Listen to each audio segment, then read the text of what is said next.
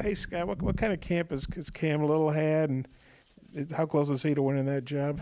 Well, he's done a really good job. I think that the big thing for him is he came in this spring, so it kind of helped him get a leg up a little bit. You know, a lot of your freshmen don't make it here this summer, so it's good getting him in the spring. Because this spring he really struggled, but when he got here this spring, he was field goal, kickoff, and punting, trying to figure out all he could do for us. And we really tried to back that up.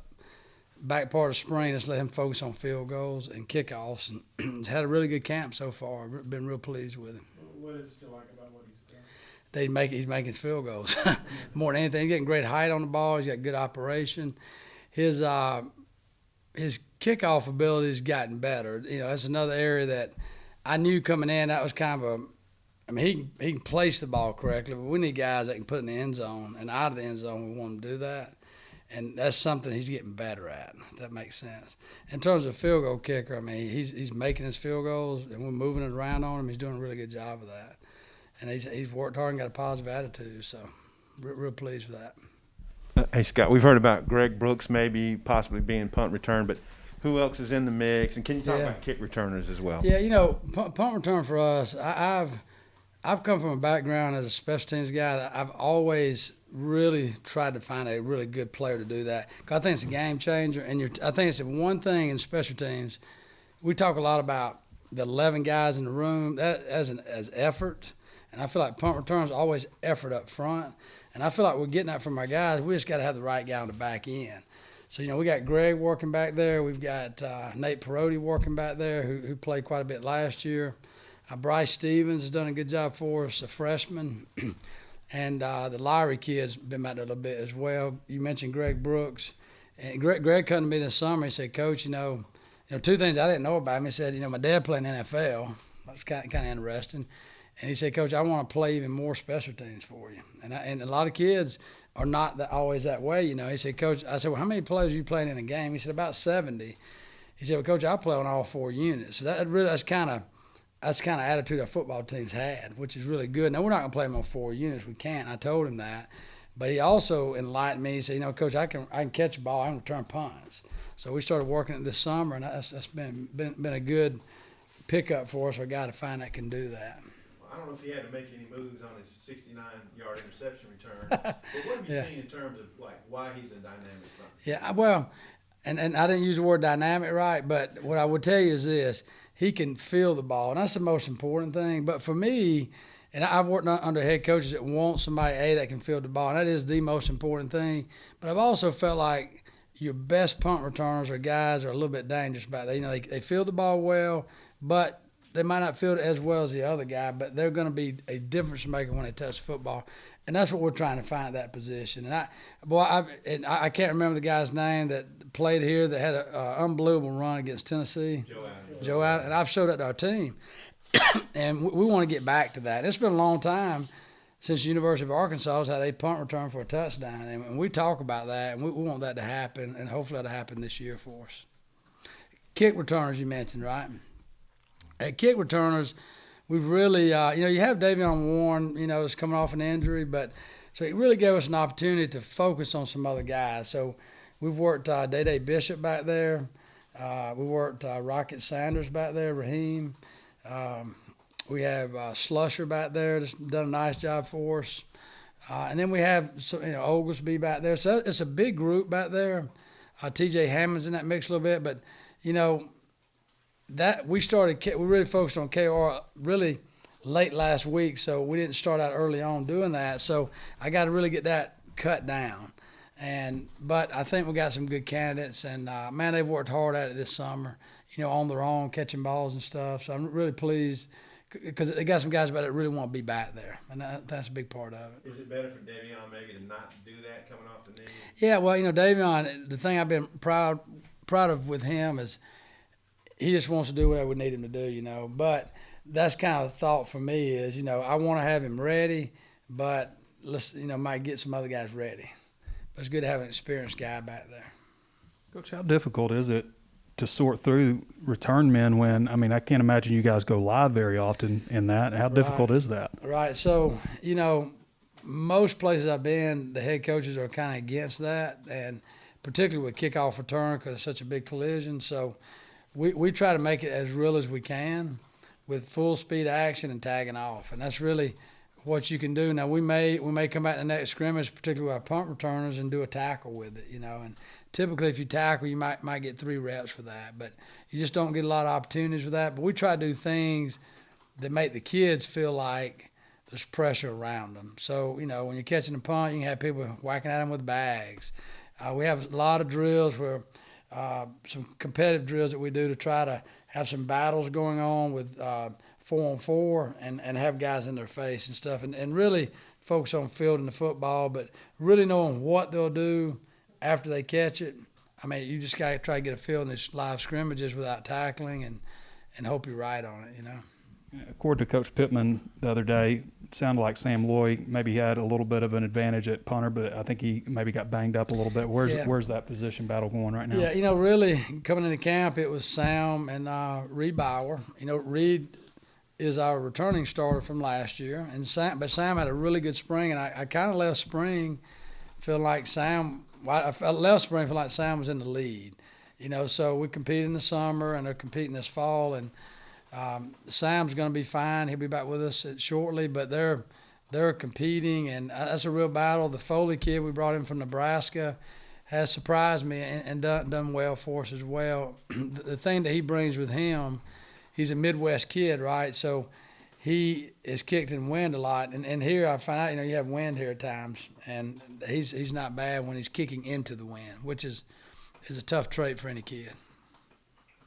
I guess not just Arkansas, but even nationally, how much did the COVID kind of affect the weekly disruption special teams play overall? And does it make you all more prepared in case this Delta variant, crops up this fall? I mean, I think we're more prepared with any kind of protocol they come to. But last year, it was kind of my world. We're getting tested on Sunday, I believe, Tuesday, and Thursday. So, I might find out on Monday I lose a guy. I might find out on Wednesday I lose a guy. But, I mean, you can imagine preparing all week, and then Friday they come in and tell us 6 guys are out. So, like last year, I believe it was an Auburn game, we lost about 8 guys, and it was really tough. So we're going to that game, and I have a third team, probably fourth team guy that I've worked some at third team that's starting in the game, and those things are tough, But it's also tough for the defensive coordinator and the offensive coordinator. But for me, if they lose a guy or 2 on defense or offense, well, that guy I had on teams, I might have lost him on a team because he's got to now play more offense or defense. So there's a little more goes into it on my end. But the protocol of it and the testing and all that, I mean, and the Delta variant, you worry about it, and hopefully they'll get all that under control, But it's different, from anything we've ever done before. I think Loy was the holder with Cam and Jordan in the spring and summer. But if Loy's dinged up as Bauer, who's your number one holder right now, so or what's going on there? Reed Bauer, real quick story. I call him Dark Horse Bauer. I don't know why it's a name. I just come up with it. So a year ago, Reed Bauer never really held kicks ever, and I said, man, we got to get you a holder, man. You're a punter. You got to learn to do that trade.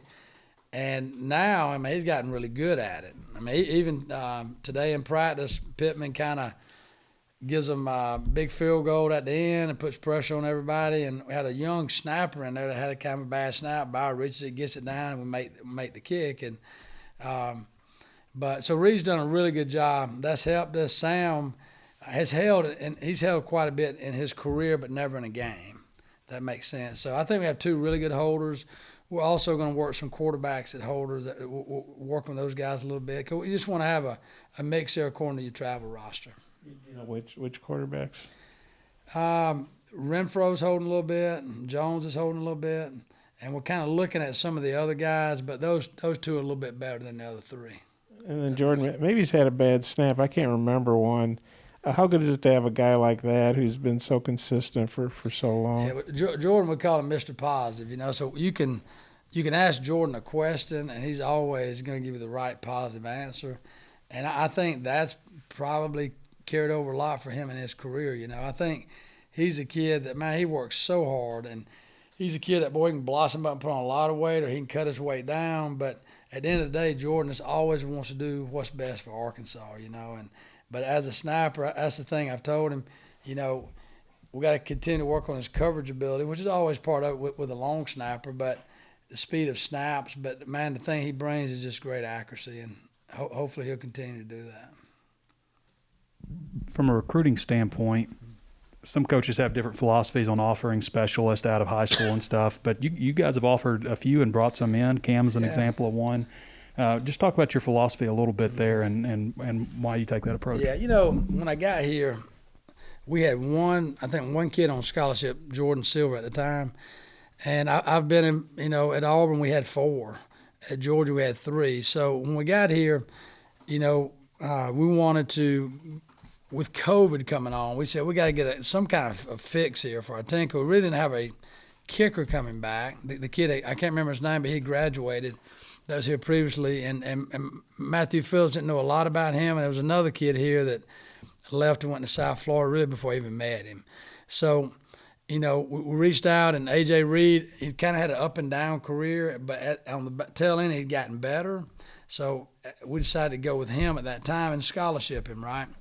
And then at Punter was kind of the same thing. Couldn't go out and evaluate anybody, and we brought George Carrington into the program. So Coach Pittman was trying to do it right, but it was really tough. You can see film, but you don't know what's getting cut out and what's not or whatever. So, but those guys, they were good for our program. And so now, we have Cam in here. And Cam, what you want to do with that scholarship, guys, you want to go out and get the best guy in the country. You don't want to go out, because what you'll find out in the kicking and punting world is this. If you're a 1 or 2, man, you're really good. And there's all kind of rankings and all that, but I won't divulge my information. But where I go to look, that 1 and 2 is an elite guy, and then after that, there's a lot of good players. And if you don't use that scholarship, a lot of times you're going to get really good players that may develop into great players. Rodrigo Blankenship was a good player that developed into a great player. So that's why I think that scholarship's so important, But in a lot of cases where I've been as well, there may be a kid that comes in and he develops, and you ain't got to go out and get a guy because you got him right there in front of you. So we're trying, with Coach Pittman, we're trying to have a punter, a kicker, and a long snapper on scholarship and have the best players we can behind them. And for me, when they get here, it's never about who's on scholarship. It's about who the best guy is. But having that scholarship does give you an opportunity to go out and try to get some good, really good players. Hey, Sam told us last week that Cam made I think 57-yarder pressure kick that would have been good from 65.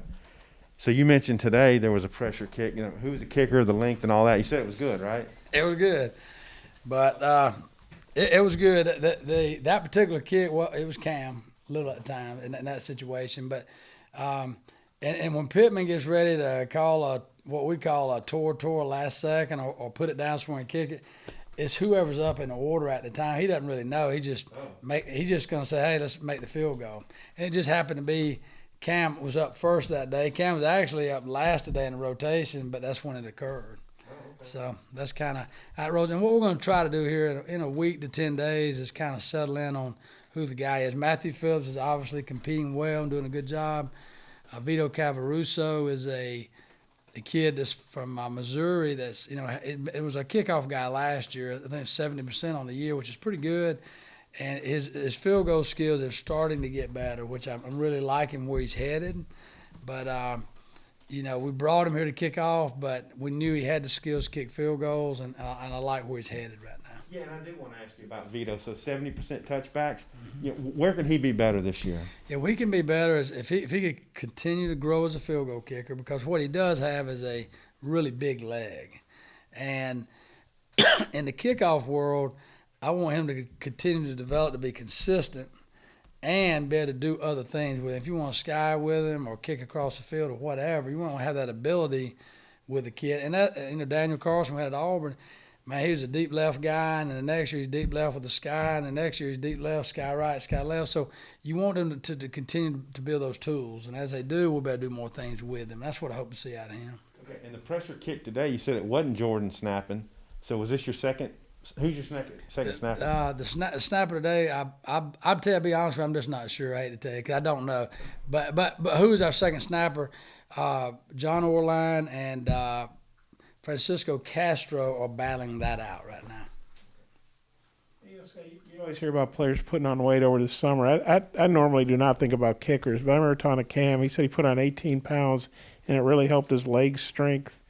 I mean, could you tell a big difference between him now and from the spring? Yeah, a quick story on Cam. I'm at his high school. Now, he was the last in-person kicker I was able to see, at least watch from a distance or whatnot.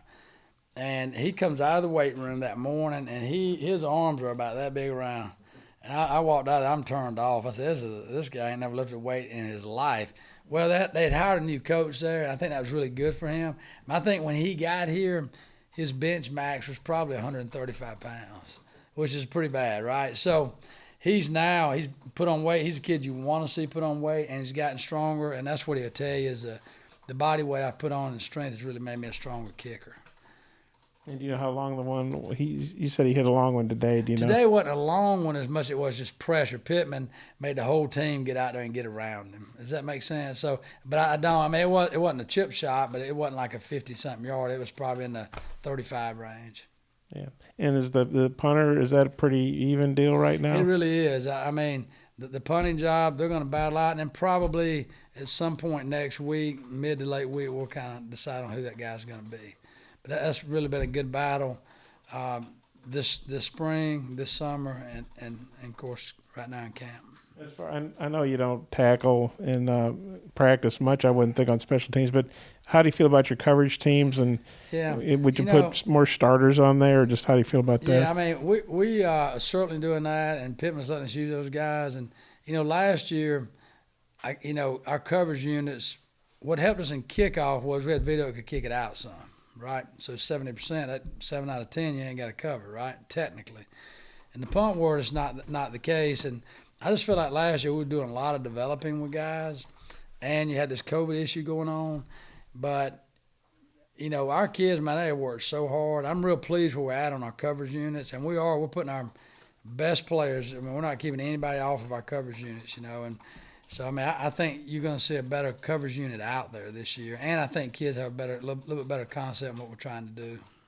You say Sam was doing Tora? Is that what you What's said? that? Tora, like...